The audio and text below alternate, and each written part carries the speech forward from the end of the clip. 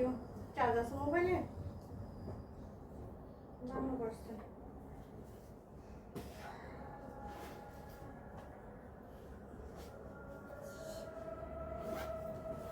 Hello everyone, আসসালামু আলাইকুম। কেমন আছো সবাই? আই হোপ ভালো আছো। আলহামদুলিল্লাহ ভালো আছি। তো আজকে ব্লগটা শুরু করলাম হচ্ছে দুপুরবেলা থেকে।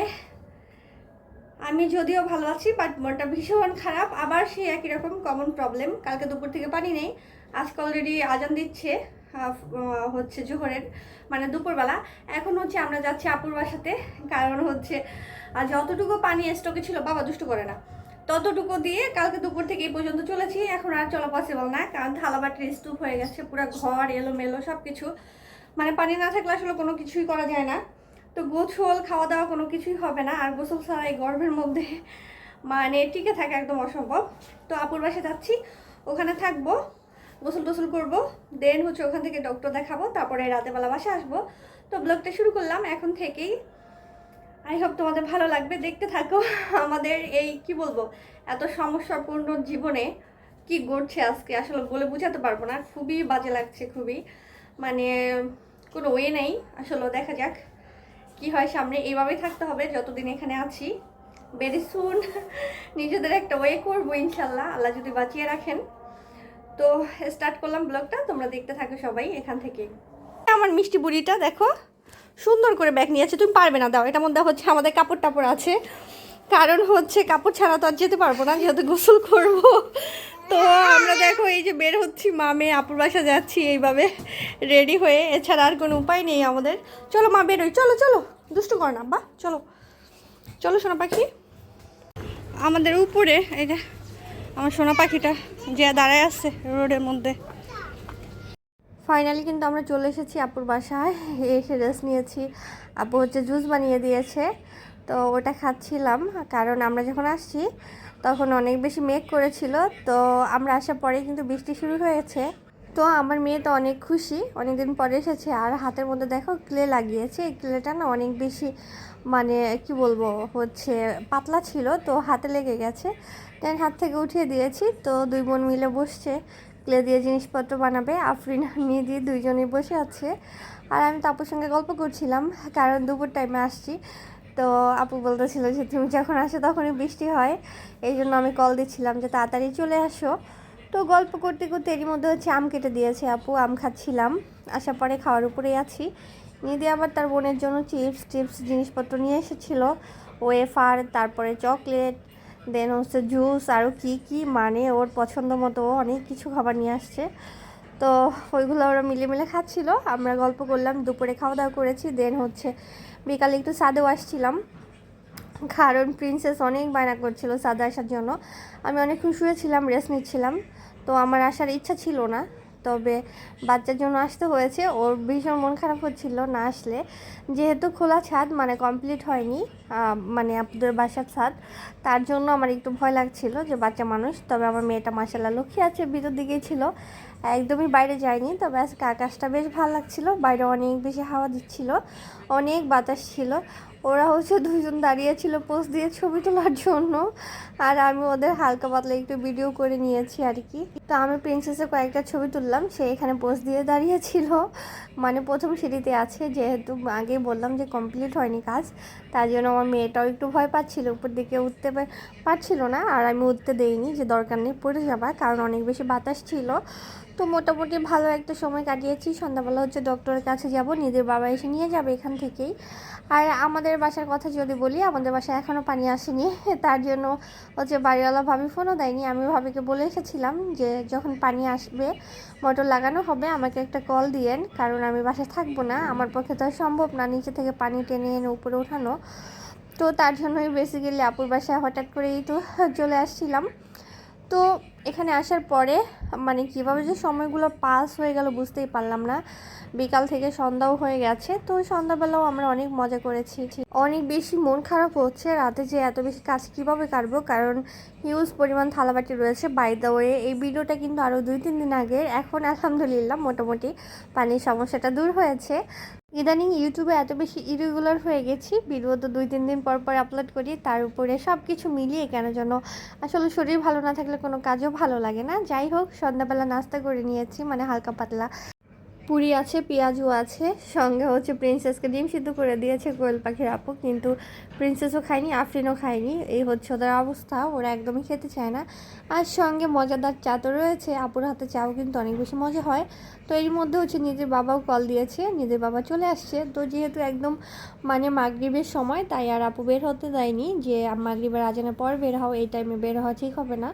তো আপুর বাসা থেকে আমরা হচ্ছে নাস্তা টাস্তা করে একদম বিদায় নিয়ে চলে আসছি ইবনে সিনায়। আমি যেহেতু এখানে ডক্টর দেখাবো, তার জন্য যে ডক্টর দেখি এখান থেকে সরাসরি বাসায় যাব, জানি না বাসার কি অবস্থা। তো আগে যাই, আজকে কয়েকটা রিপোর্ট করতে হবে, তার জন্য বেসিক্যালি আসা। আর এখানে কিছু ফুটেজ আগেও আছে, কারণ আমি কয়েকদিন আগেও কিন্তু হচ্ছে ইবনে সিনায় আসছিলাম, প্রথম ডক্টর দেখিয়েছিলাম, তার জন্য এখন পর্যন্ত তোমাদের সঙ্গে কিছু শেয়ার করা হয়নি। তবে ভেরি সুন তোমাদের গুড নিউজ দেবো ইনশাল্লাহ। দোয়া করো যেন আমি সুস্থ থাকি, ভালো থাকি, কারণ যেহেতু আমার বাচ্চাকে আমার একাই সামলাতে হয়, দিন শেষে অনেক রকমের কাজ, সংসারের কাজ তো রয়েছে। ইদানিং যেটা বললাম প্রথমেই, যে প্রপারভাবে ভিডিও করা হচ্ছে না, শরীর খারাপের জন্য বেসিক্যালি করা হচ্ছে না। এই ভালো লাগে, এই খারাপ লাগে, আসলে মুহূর্তের মধ্যেই মনে হচ্ছে আমি একদম ফুলফিল ভালো আছি, আবার মনে হচ্ছে শরীরটা একদম চলছে না। তো এটার জন্য হচ্ছে সব কিছুই আসলে মানে লেট হয়ে যাচ্ছে। তবে ভেরি সুন ইনশাল্লাহ আমি তোমাদের সঙ্গে প্রতিদিন ভিডিও আপলোড করবো, আগের মতো রেগুলার হয়ে যাব। ফাইনালি ইবনে সিনা চলে আসছি। আর আমার বাচ্চাটা এখানে আসলে অনেক বেশি খুশি হয়ে যায়, কারণ ও অনেক খেলা করতে পারে, আরও অনেক বাচ্চা রয়েছে তাদের সঙ্গে। ওর হচ্ছে অতটা কি বলবো, খারাপ লাগে না, বেশ ভালোই লাগে, কারণ এখানে একটু চাইল্ড কর্নার রয়েছে। এই তো খেলা শুরু করে দিয়েছে অন্যান্য বাচ্চাদের সঙ্গে, তার জন্য ওর ভালো লাগে। তো আমি যেহেতু গাইনি ডক্টর দেখাবো, তার জন্য আজকে বিশাল লম্বা সিরিয়াল ছিল। আমাদের তো আসতে বলেছিল যেই টাইমে, আমরা ওই টাইমের মাত্র 15 মিনিট আগে আসছি, যে ঠিক আছে। অনেক সময় দেখা যায় অনেক ক্লায়েন্টের তাড়াতাড়ি হয়ে যায়, অনেকে মিস থাকে, কারণ যারা সিরিয়াল দিয়ে রাখে সবাই অনেক সময় আসেও না, তার জন্য 15 মিনিট আগে আসা। বাট আমাদের 2 ঘন্টা অপেক্ষা করতে হয়েছে ডক্টর দেখানোর জন্য, এত বেশি সিরিয়াল ছিল, আসলে কি বলবো, বলার মতো না। আমি জানি না এই ডক্টরটার কাছে এত মানুষ কেন থাকে, সব সময় সিরিয়াল এত থাকে।